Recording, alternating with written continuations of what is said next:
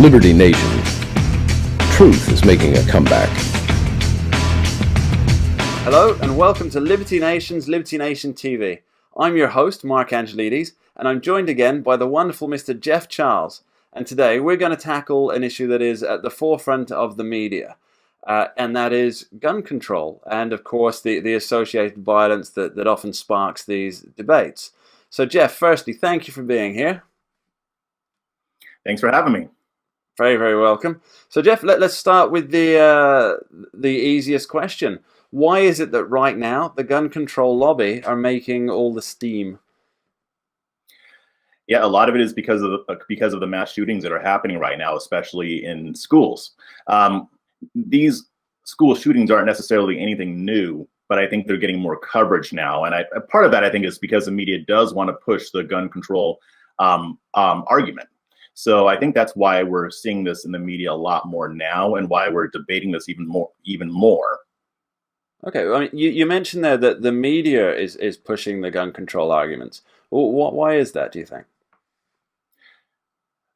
Because the media is mostly run by far leftists. And you can even see it in the reporting. I mean, after the Parkland school shooting happened, when CNN put on that town hall, it was pretty obvious what their agenda was. I mean, they stacked it with gun control supporters. They were and in their programming, their nightly news programs, most of the students that they had that survived the shooting were pushing gun control. They had very few students that were anti-gun control. Yeah. I mean, obviously there was Kyle Khrushchev, who I believe you've written about, but he was not permitted to put his particular point of view forward, I believe. Although he's doing some amazing stuff now. He's getting out there speaking. Very brave young man. A round of applause to him. See, there's a lot of arguments being made, Jeff, that I can see, and they all seem to be of quite a similar vein. But me, being from England, I live in a country that has very extreme gun control laws, which did come in response to a mass shooting incident. And in England, you are not allowed to own a handgun no matter what. Even our Olympic team travels to France for pistol shooting practice. It's that strict. But what I have noticed is that it's not actually working. We're now facing more shootings than before. It's rapidly rising, especially in London, where the murder rate now beats New York for the first time in 200 years, which is quite shocking. So, I mean, from your point of view, Jeff, what are some of the more popular arguments that you're hearing? Yeah, basically, I mean, on the left, I mean, their main objective in solving these mass shootings and gun violence in general is by limiting access to firearms for law-abiding Americans. Yeah. They're targeting the people who would never use a gun to kill anybody, rather than focusing on stopping the people who would. So they're throwing out arguments like everything from banning assault rifles, which they have trouble defining, but rifles. I mean, they do have somewhat of a definition of an assault rifle. Basically, it's a weapon that looks scary, but it goes from that to even people who want to ban all weapons or just semi-automatics, which are basically most of the guns in America. And unless you've got an old like Smith & Wesson revolver, I think that's almost every gun, isn't it? Just about, or shotguns, like the ones that were used in the Santa Fe high school shooting. He used a shotgun, he used a .38 revolver. So the gun law that they want to pass would not have stopped that shooting. On top of that, he got those guns illegally. He stole them from his dad, basically. Yeah. So as far as legislation goes, there really isn't any that would have stopped this particular shooting and many of the other shootings. They also throw out universal background checks, which we already have. But with private sales, in some cases, there might not be a background check. At least that's the argument they put forward. And also, as you mentioned, the Santa Fe one yesterday, his father may have actually gone through a whole wealth of background checks before so that didn't stop the shooting. In fact, sorry to interrupt you on that, but there's very similar things happening here in England with the massive amount of knife crime that we've got happening. Laws are being proposed that will make it harder to buy a knife, which people don't go to a supermarket and think, well, that knife looks pretty good. I'll take that one and go out with my gang and, stab people up. They get it from their kitchen drawers, where their parents have bought it. Sorry, please carry on. It just reminded me of that. Yeah, I mean, and the idea, the problem is that people in the UK, and if they succeed in America, they won't be able to defend themselves. Yeah. So, I mean, to me, a lot of these arguments don't make much sense. We already have a lot of gun laws on the books, a lot of which we don't really even enforce effectively. We've had mass shootings where people were able to still obtain weapons who shouldn't have had them. And on top of that, when you're talking about gun violence in general, 85% of gun homicides are committed by people who obtain their weapon illegally. So legislation doesn't really help with that. So if we're talking about mass shootings, especially at school, there really aren't many additional gun laws that might help solve this problem. I mean, maybe, very big maybe, laws that would make it harder for people who have mental illnesses that could make them more violent. That might help. But at the same time, there's always that slippery slope where they'll just label anybody who's on maybe anti-anxiety medication as mentally ill. So you're still violating people's rights, and there's no real guarantee that it will work. Yeah. You say the slippery slope of somebody who's on anti-anxiety medication. I mean, kids are being put on. I'm not sure what the drugs that they're giving to kids in America are, but I believe it's Ritalin. Is that a thing? Am I thinking that right?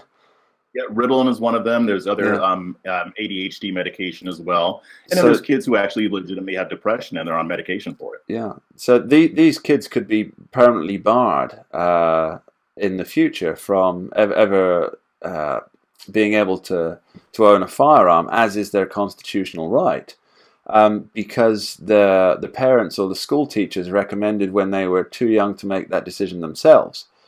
It's a very, very slippery slope. And of course, that ties into the issue of who gets to define what is a mental illness.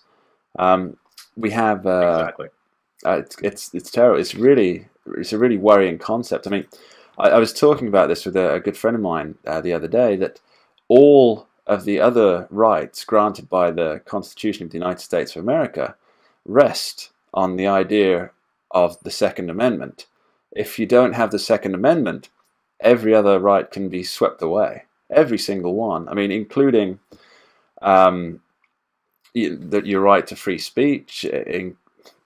You guys know the Constitution better than I do, but all these rights can be swept away because they're trying to destroy the Second Amendment right, and it does make me wonder if that's not the aim in the first place. What do you think? I think it's very possible. I'm confident that there are some people maybe in really higher positions that really their objective is to disarm us and to keep us from being able to defend our rights to resist tyranny, our rights even also to protect ourselves. Now, I don't think that the average Democrat has that in mind. I think they've been fooled into thinking that this type of legislation will save more lives. But it is dangerous because while a lot of Democrats will tell you, we don't want to take all your guns, we just want to ban certain ones or put additional legislation in to make this more safe. But a recent study earlier this year showed that at least 1/3 of Democrats support a full-on gun ban where they confiscate the guns and you can't make more. That is dangerous, especially to people, even if we don't have to worry about tyranny in the near future. What about the people who need to defend themselves? The guy down, I think his name is Mark Robinson, down in South Carolina, who gave that speech a few months ago, saying, if you tell us that we need to turn our guns in, okay, we'll turn them in, but you know who isn't going to turn them in? The Bloods and the Crips on the other side of the county who are not going to give up their guns, and they're criminals, and you will not be able to defend yourself. I mean, the news came out about the late 90s CDC research, wasn't it? That firearms are used in defensive incidents 2.5 million times compared to offensive incidents, which I think is a fifth of that, if that. So that's over 2 million lives potentially saved because of this on a year-by-year basis. I mean, I don't think any of this legislation, I'm with you, I don't think any of this legislation is actually addressing the issue. I mean, you say yourself, if they put on age restrictions, it doesn't matter because 85% of people get the guns illegally. If you put on background checks, it doesn't matter because 85% get their guns illegally. These legislations don't work. So, Jeff, I have the question for you, the big question. What would prevent more school shootings? I think it's been time for us to take an example from inner city schools. I'm actually working on a piece on this right now. Yeah. But when was the last time you heard about a mass shooting at a Detroit high school or another inner city high school or a school period? You don't. And the reason why is they have implemented robust security measures to make sure that violence such as this does not happen in their schools. The left is really leery about doing this for whatever reason.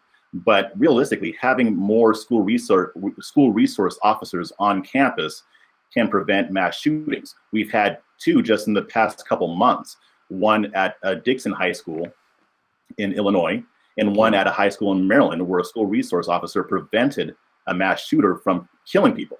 So that's one thing that the inner city schools do that a lot of suburban schools don't do. On top of that, they have metal detectors. They limit the entrances into the school. So there's not 5 or 6 different ways you can enter the school. There's maybe 1 or 2, maybe 3, and each of those are guarded with metal detectors and armed guards. And it's tragic that we even have to go here, but reality is reality. I think we need to adopt more practical solutions.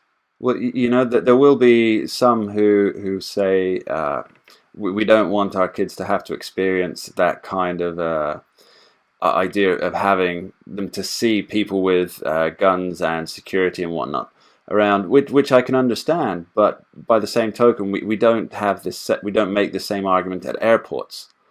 You know, we want to get on a plane. We want to be safe, and sure, it's only going to prevent that 1 in 100,000 or whatever the amount is. But that's the point of it. It stops that one incident getting through. And tell that to the family of a child who's gone. Jeff, sorry, one of our more depressing chats, Jeff, but a wonderful wealth of knowledge, and I really appreciate you taking the time to share not only your ideas but your experience with us on this. So thank you for coming, Jeff.